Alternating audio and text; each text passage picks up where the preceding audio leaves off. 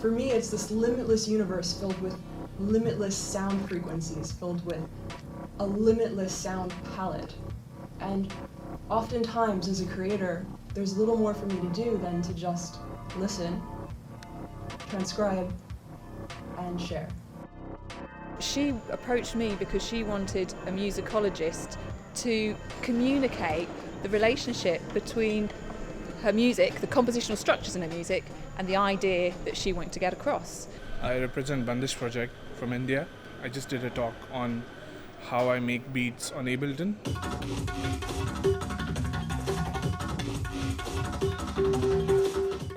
To kick things off, we've got DJ legend and international John First, who's 2013 online DMC champion. From the right, again, I've just chopped them out in Ableton and then put them into the sample banks.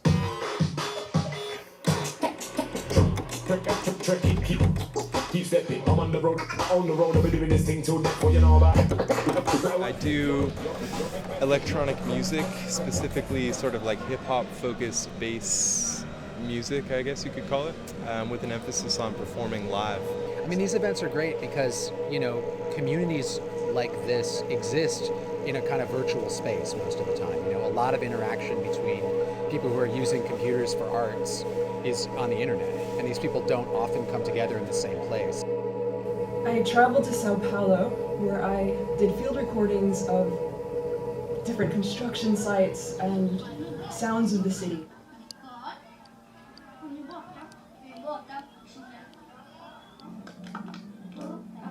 To be honest, I love that space, to be in a lonely studio and working for hours and hours. I don't see people for like days, man, and they get annoyed that what are you doing in that studio? So it's great to create like even a temporary physical space to get people in the same room, because it's a very different nature of communication then, and artist idea exchange.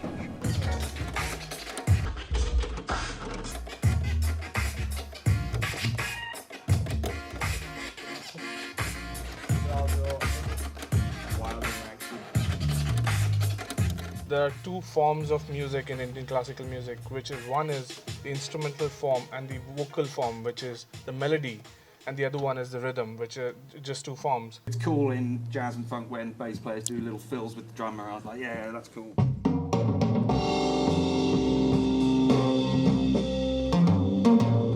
There's still much more work to do to get people to feel good about the kind of creative output that they have, to get them to be able to start tracks, finish tracks, and actually make music.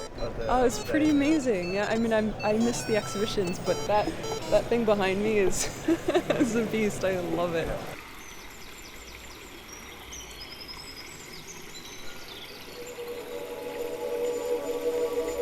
We've really started to institute this policy of going out to meet artists, meeting them in their recording spaces, in their studios, and watching them work, and not just asking them what they want, but observing the kinds of workflows that they're in and trying to make sense of the places where they get stuck.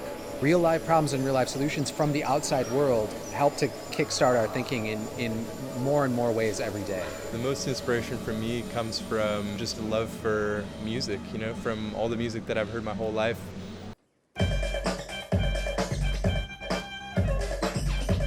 You have to define what freedom is. You know, no one can take away your musical freedom or your artistic expression unless you let them. So the limitations that you put on yourself as a musician are always inevitably self-inflicted.